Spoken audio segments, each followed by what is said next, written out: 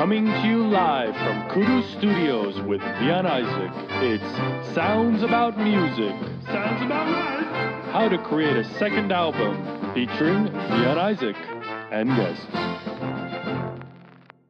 Hello, listener. This week I talked to the wonderful Sarah Jane about her project Through Juniper Vale.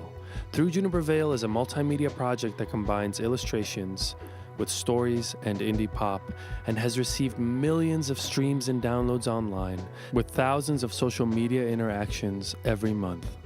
Sarah is a warm and engaging character who shares how her search for home and belonging led her to this project. She also shares her plans for this year, and at the end of the episode, she shares a never-before-heard demo of her first release, The Last Time, so definitely stick around for that. Sarah also just recently started a Patreon for fans who want to get to know her and the project better. So you can join our Patreon by going to patreon.com/throughjunipervale. I'll also link in the description. For those who don't know, Patreon is a monthly subscription site for people to support artists and creators. As always, I'd love for you to join the Album Number 2 Club by going to vianizak.com/soundsaboutmusic if you want to hear the full podcast and get all the behind-the-scenes footage and demos for my upcoming album. Without further ado, Sarah Jane from Through Juniper Vale. Hello, everybody. My name is Vian Izak, and I'm an indie pop artist and producer from Nashville, Tennessee. And this is Sounds About Music, a podcast about how I create my second album and the music industry that I work in as an independent artist and how to release music as an independent artist. And today, I am so excited to share that I've got the wonderful Sarah Jane from Through Juniper Vale, a project that I've been producing for the last 3 years, here with me today to talk about her project, talk about music, and talk about whatever in general. So hello, Sarah. How are you? Hi, I'm so good. Thank you for having me. I'm so excited. I always knew I was going to have you on, and this is exciting that it's happening now.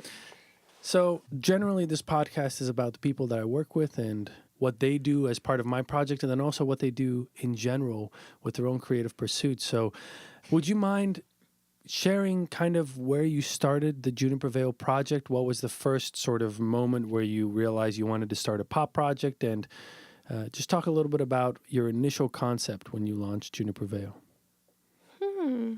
I've been doing music my whole life. My dad is a musician. Both of my brothers are musicians. Music has always been in my life. I think ever since I was in middle school, I knew I wanted to be a pop star. I used to dance around my room like singing Kelly Clarkson and like making music videos in my bedroom, and yeah, that's always been my dream.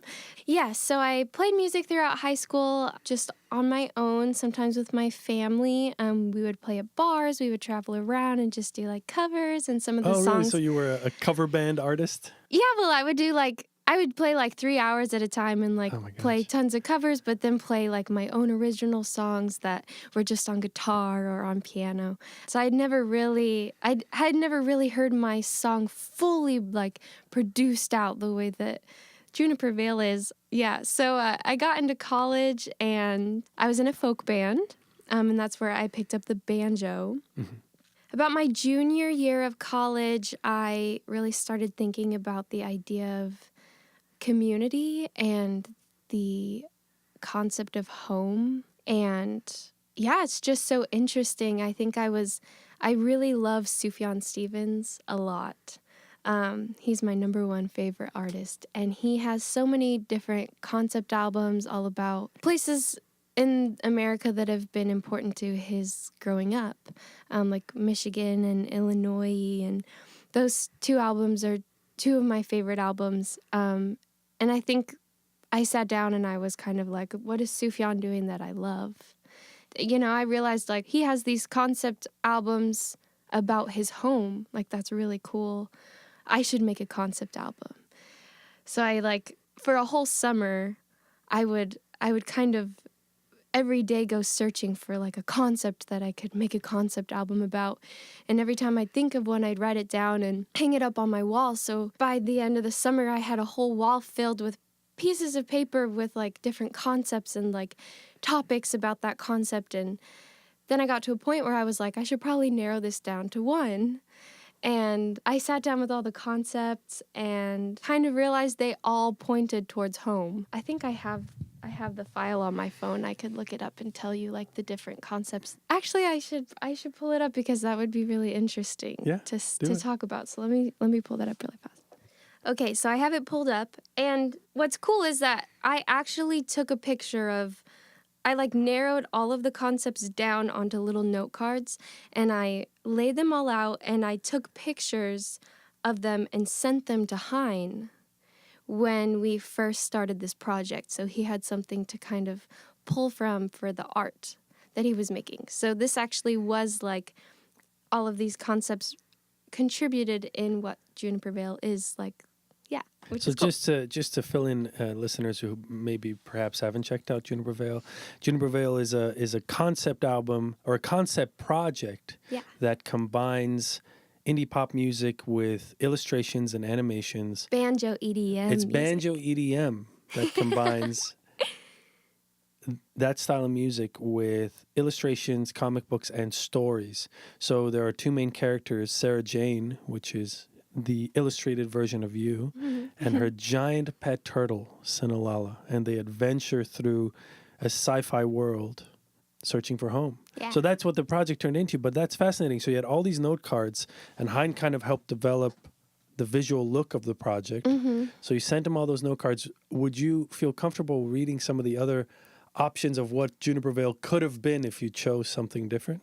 Yeah, I mean, I think all of them really do like point to home. So I think inevitably home would have been the focus. But so I have nostalgia was one of them.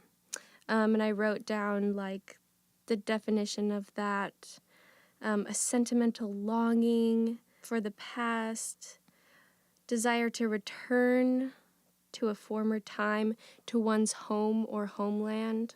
That's in the dictionary. I was taking Greek in school at the time, so I have like Greek written out of like the roots of words and how they all tie together. And nostalgia comes from nostos in the Greek, which means homecoming. Oh, wow. Isn't that awesome? Then I have, history. Like, how does where we come from play into our story? Which also points back to home. Yeah, and then I also have conversation. Yeah, so I was talking about music. Like, music is communication between the musician and an audience. Like, it's a call and response. And this also plays a huge part in Through Juniper Vale. I was thinking a lot about communion and community and being thankful and being in a relationship with God, how that is reflected in your community with others. So I also have conversation that we're in constant communication back and forth with God. Like our whole lives are a conversation with Him. Like our breath and our thoughts and our actions. I kind of came to the conclusion that living thankfully, like being in constant thanks for things, is living in constant prayer, because being thankful is like a prayer. Like giving thanks for something to God is a prayer. So if you're constantly thankful, you're living in constant prayer, which is cool. I've actually never thought of that. That's beautiful. Yeah, well, I was at church once and someone said like something about living in constant prayer, and I was like, well, that doesn't make sense. Like, what am I supposed to do? Just sit and like pray all day instead of going out and doing things? And so I think that was one of the things that sparked this like search for an answer, because I was like, how am I supposed to live in constant prayer and do stuff? Like, oh, that's brilliant. Yeah, so then I read a book by Anne Voskamp called 1,000 Gifts. I think that's what it's called. And she talks a lot about Thanksgiving, and from reading her book, I kind of pulled that, being constantly thankful is constantly prayerful, which is awesome. But that is a very interesting thing, I think, the definition of prayer. I've actually not thought about that a lot. Really? Because I think everyone's sort of standard definition of prayer is the sort of, get down on your knees and put your hands together and that's how you pray. But that's very interesting that maybe prayer is more of an attitude. It's more of like gratitude. I think Yeah. constant gratitude, you are being grateful, you know. And I think that for me, I've never thought of that. That's beautiful. And being constantly thankful takes work. It's like you have That's to be true. intentional about it. And I think that's the part that makes it so special is like, I mean, I need reminded constantly of truths that I already know, but I so quickly forget them every single day. So I think being intentional about being constantly thankful takes work. It does. I feel you on that one, girl, Yeah. because especially when I'm driving. I also have another concept in here was being authentic and vulnerable. I remember that. I remember we went through a whole phase of vulnerability. Yeah. And that was a very interesting experience because I think what we landed on initially when we were exploring the concept of vulnerability in writing and just, initially being friends and also being friends with others and exploring our idea of relationships, I remember we realized that vulnerability is kind of a keystone to authentic relationships and maybe truthfulness. Authenticity is built on truthfulness, first being truthful with yourself and maybe being truthful then towards others because you are truthful towards yourself. Yeah. So I remember that. And then we also started kind of defining when it's good to be authentic and when it's good to put up barriers or to be careful. Yeah, that's something I'm learning like this year a lot about because I'm just a very nice person. Like You really are. but sometimes it's to a fault. Like sometimes it gets me in trouble. I just want to make everyone happy. I just want to take care of everyone. I'm constantly putting myself last. And now I'm learning that like maybe that's not by just being nice isn't actually being kind. What do you mean by that? I don't know, because you can be nice by like, I don't know. I think being honest is being kind and telling someone something that's not necessarily true but makes them feel good is nice. Maybe. Wow, okay. Maybe. I don't know. No, I think that's a great distinction. We have talked a little bit about that before. And I think I agree with you that for me, I find myself sometimes saying things that are not true to make someone else feel good and to avoid an awkward situation. And then I convince myself, well, I'm being nice, And then when I think about it, and we've talked about this a lot, then I see the consequences of that behavior and how that behavior sometimes leads to more awkward. Yeah, more chaos. More chaos because you're building an entire relationship on an initial lie. Like if I don't know, the best example is like this is the best example that I've run into. Okay. Like in music, when people ask me if I've heard a song or heard of a band. I do this too. and in the music industry, you don't want to act like you don't know. Yeah. So you're like, oh yeah, that song by that band. Yeah. Oh yeah. Yeah, I've totally heard it. Yeah, I totally heard it. And now all of a sudden, this person thinks that I know a song and a band that I've never listened to. And then they keep trying to have a conversation about it. Yeah, and then the worst part is if you forget and you don't actually go and listen to the song afterwards, and then the next time you see them and it gets brought up again. I actually have the opposite problem. Sometimes people will say like, have you heard this song or like, have you heard of this band or whatever? And I say no sometimes, even if I've heard it, just because I don't want to make them feel awkward if they're like... That they're it's like horrible, old news. Then I feel really bad. No, I mean, I just like... I don't know. I like people get so excited about things, so I don't want to like take their thunder. Take the oomph out of what they're about to say by being like, yeah, I've heard it. Because if they're gonna say something passionate about a band or a song that they really like, I don't know. It's dependent upon the moment. I don't do it all the time. Just sometimes. Yeah. I'm like, oh no, like tell me about it, and then they're then I share a good moment, but it's. Oh, yeah. No, I feel it. I find myself in that situation. I think that's a very human situation to find yourself in. And I do it too, So I think especially as a musician And as an artist, what I'm learning about myself and about all the other artists I keep running into is we're all sort of maybe a little socially, we can be, at least I am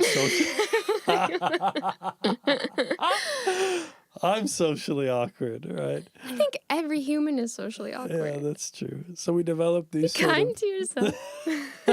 Well, I sit and make music all day. I'm actually shocked at this podcast, like, before I made it, how bad my speaking skills were.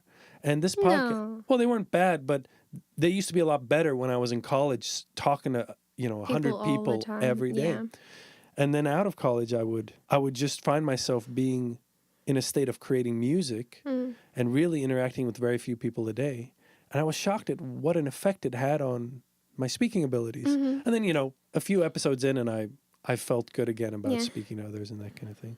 No, that what we're talking about with like the being kind and being nice thing, I think it also points back to being hospitable and like what the meaning of being hospitable is, because I think hospitality is so closely tied with the idea of home that I think I'm still a little confused about it all, which is when I first started this project, I really thought I had it all figured out. Like I thought I knew everything about home because I had been thinking about it so much for like months and months and keeping journals and sticky notes all over everything. And I remember the first song we did, the first few co-writes we did together, you brought in all these big notebook with all these notes and sticky notes layered on each other. I was so impressed. Yeah, I mean, what's funny is when I started this project, I was like, home, yeah, I know all about it.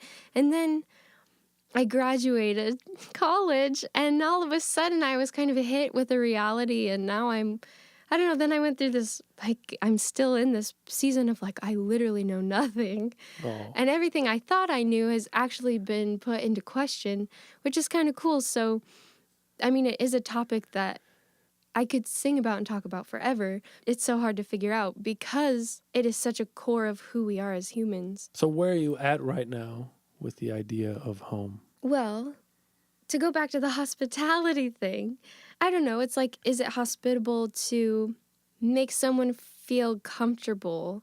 I was thinking about like the being nice thing. If you like maybe tell a little white lie, I guess, to be honest, about things in order to make people feel comfortable, or like stretch the truth, or like not make certain things a big deal, or I don't know. Is that being hospitable, or is being straight up honest with someone and just like telling it straight and being a little bit rude, but like being honest, is that hospitable? Like, which one's more hospitable? Like being straight up and making people feel uncomfortable, or doing whatever it takes to make someone feel comfortable? That's a place in my life I am right now, is like, I really want to make people feel at home. What does that mean? Like, do I be nice or do I be kind? Do I mix them up? Are they really so black and white? Like, I don't know. I'm still confused. You know what? I don't think you're the only one. I think I'm right there with you. I think I do find myself sometimes being overly nice when I actually know that I shouldn't be. So I think it's a very interesting line to balance, and I'm with you. I haven't figured it out. I would be curious if anyone who's listening, if you're up for it, we'd love to hear your thoughts as well on this. Feel free to tweet us and direct message us on socials. Because we don't know. We haven't figured it out yet. Yeah. I don't know. Okay, but getting back to the music, so you had all these concepts and, from authenticity to home to your relationship with God. And then you landed on the idea of home, which I think was a really great concept to land on, because we've done a number of co-writes around that concept always. And we never run out of material. Well, I think the thing is that even when we're not trying to write about home, it ends up being about home, which is convenient. I guess maybe the question is, how much should we talk about home on this podcast, and how much should we talk about Juniper Vale and the music and everything else? We can do whatever you want. The concept of home is something that I haven't talked that much about Other than conveying it through song. Yeah. And it's because I'm a little insecure about it because I don't know. But that's and I wonderful. don't want to say, I don't want to like make a claim and then I guess, I don't know. Well, here's the thing. All you can do is make a claim of where you're at right now with it all. That's all that humans can do. They can say, this is where I'm at. These are the questions I still have. This is what I have found to be true for myself. So what I would say is I'm very curious to hear, because who else has been doing a pop project specifically about that question of what is the meaning of home for 3 years? So I would love to kind of hear what you found, what some truths you thought were true that are no longer true, what, you know, and how the music has played into that. And I think that your fans would love to hear about that as well.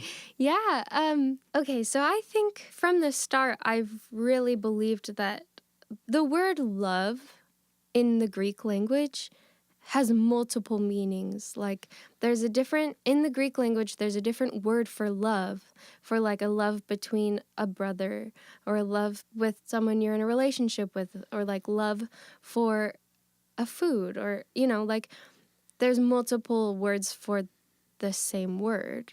I think home is kind of the same way, it has so many different meanings and it can mean so many different things. And recently I just sat down and kind of focused in everything I think at this moment onto this small little piece of paper. I would love to hear. What do you think? Yeah, so I have what is home. I think home is something that feels familiar, something you can trust. Home is community, a connection with other people. Home is belonging, feeling seen and heard and valued. Home is commonality, so it's feeling like you're accepted, whether that's by others or by yourself. Home is being comfortable and being safe. It's also, I think home also is tied to feeling like there's closure with something. Like in music, we talk about, it's cool because in music we also use the word home. You bring, I don't know, when you're playing something on the piano and you're causing a lot of dissonance, which is like notes that don't necessarily sound good together. So they make you feel kind of like tense. Tension. Yeah. When you resolve that, you like, if you bring it like to like the main chord of the progression, it causes a resolve. And in music, they call that bringing it home. Wow. To the resolve, which is cool. So I think resolve is like peace. So home is tied to peace, redemption, like something feeling tense or stressful, but turning out to be okay, or turning out to be redeemed, or, you know. I think home is linked to identity. Our identity is defined by our home. Wow. So what exactly do you mean? Where would you place your identity in? Well, I mean, for me, I find such pride in where I'm from. And I know that who I am is because of the place that I grew up in, my family, the school I went to growing up. Like, everything in my story has contributed to my identity.